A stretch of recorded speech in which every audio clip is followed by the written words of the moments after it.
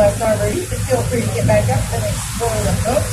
Really fun place to drive on the bow of the boat. Front end. If you want to do that, just head through one of those doors up front of the main cabin. If you'd like to come join us on the top deck, just come through one of those back doors, the back of the main cabin. And just as Dean mentioned back in the dock, that air conditioning does work best when we keep those doors closed and latched. So just help us out tonight. Make sure to close and latch that door behind you so I can get out of there. Now, this Red Bank County area on the left-hand side of the three flagpoles is probably the most famous place to watch the sunset here in Key West. That is Mallory Square. 365 days a year, as long as the weather is permitting. This is where we hold our nightly sunset celebration. See a few vendors are getting set up already. You'll find anything there. Musicians, magicians, contortionists, distortionists, flamethrowers, sword swallowers, performing pigs, all that good stuff. We're going to make a swing in real nice and close a little later on when we come back in. Get you guys a nice idea of what happens there at the sunset celebration. But this next pier that we're passing by looks pretty old beat up. Currently the site is Margaritaville Resort and Marina. That is an old naval pier here. Back in the 1800s, the Navy operated this pier as a coaling wharf. And perhaps the most famous ship to ever take on a load of coal here was the battleship Maine. From here, she steamed down to Havana, Cuba. However, that was her last load of coal. While in the Havana harbor, she mysteriously exploded. No group or organization ever took blame for that explosion, but it was said to have been the catalyst for the Spanish War. Now, the next pier you guys see here, where it used to say cable crossing, do not anchor, and I believe Hurricane Irma took half that sign away. But you might be able to figure out the exciting name, Pier B here at Key West. Don't know if I mentioned that's Pier A. We like to keep things simple. So, Mallory Square, Pier A, Pier B, and the Navy's outer mole. Currently, you see the Majesty top too. These are all docks that are frequented by cruise ships.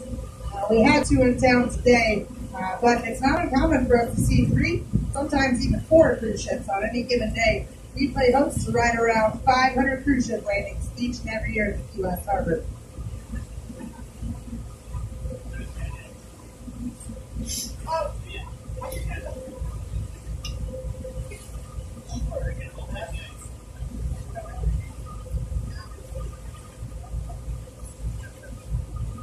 Let's see if this works. Yeah? No problem. Awesome. Now, this large open basin that you guys saw to the left there behind the Majesty, you noticed that Coast Guard Cutter 35 that was in there. That is an old World War II retired vessel. That is the Coast Guard Cutter Ingham. One of the most highly decorated of all the Coast Guard cutters. If you do have more time here in Key West, and you're interested in learning more about the history of the Navy down in Key West, that is a great place to do it. Navy, Coast Guard, all that good stuff. But that pier is currently our only active Navy pier. We don't have any ships that call Key West home anymore, but they do come in occasionally for R&R and supplies. Allied vessel, of course, they're nice enough to let the cruise ship industry use that pier as well. But it's a wonder that these cruise ships can get in here in the first place. That large open basin used to be the home of 2 squadrons of diesel electric submarines as well as their deeper drafted support vessels. Now, back then, the natural depth of this water was only about 15 or 20 feet deep. Back in the 40s, by the way. I pretty much know what you're like. But the Navy needed it to be more like 35 to 40 feet deep. So they called the Army Corps of Engineers to come in and dredge out this shipping channel. They created so much dredge spoilage. They added over a mile of land to Key West itself, and while the rest of it on some shallow sandbars, and that created the 3 islands you all see off behind us here. That first island we see right up close to the boat is usually the one everyone wants to know about. That is Sunset Key there with all those beautiful homes on it. That is a private residential island. However, the Margaritaville Resort and Marina has a few ways you can get there. If you have the deeper pockets, a nice little restaurant over there. You make a reservation through the Margaritaville Resort if you like to have dinner or lunch over on Sunset Key. Got a few grand laying around. I believe they have a few cottages and villas around the other side, but we can't see it. Last time I checked, it was about $1,100. But Sunset Key, if you try to find it on a nautical chart, you won't find it. It's going to be listed as Tank Island. The only thing that used to be there were 2 1-million-gallon diesel fuel tanks in order to support those diesel electric submarines to the Navy role. But after some time, the Navy didn't decide they were going to leave out of here. They sold that to the city of Key West for $8 million. I believe I sold on to it for about 10 years. Eventually, it was sold to like 21 million per island. You can name it whatever you want. Well, Sunset Key today. Second island, yellow bead over here, looks pretty scraggly back there. Excuse me. Oh, tickle my throat. That is known as Wisteria Island. That's because a quarantine paddle boat sank just offshore. It was due to yellow fever. Saturday, someone fell in this embarrassing right offshore. Good chance of you asking a local, though, we the island Christmas tree island. Before we had our trees imported from Carolina, we cut off the top limbs of those trees. Bring it back home.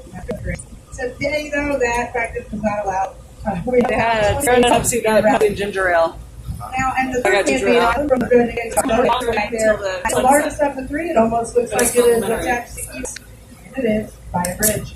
It's also a good chance. The only one you might not be able to explore, though, that is known as Fleming Key. It is a military island. It goes toward the end or part of the Army Special Forces Dive Education and Training Center. Now, if you guys are looking off to the left-hand side, you're going to notice that one-level brick structure looks to be up, as it should. That is an old Civil War that remained Fort Zachary Taylor. That is our state park right here in Key West. I believe park opens every day at about 8 o'clock. You're welcome to do a self-guided tour anytime that. I believe they're doing guided tours of the fort at 11 o'clock right now. You might want to make a full day of it, though. Fort Zachary Taylor is a local favorite. Great way to spend your day here. I'll tell you what, guys, you're about to get a view of what is by far the best swimming beach Key West has to offer. I mentioned we're surrounded by very shallow water. You only have to go out just a few feet. You're in water over your head. You can really do some good swimming and snorkeling. Those rock jetties that protect beach line, they tend to attract a lot of the same tropical fish that hang out at the barrier reef line. So this is a good place to come. Jump on a bass and you look underwater. I do recommend bringing your water shoes if you'd like to check out the beach there. It is quite rocky.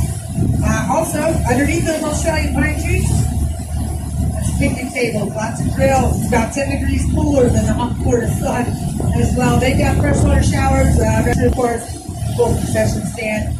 Anything like a stand outside of State Park.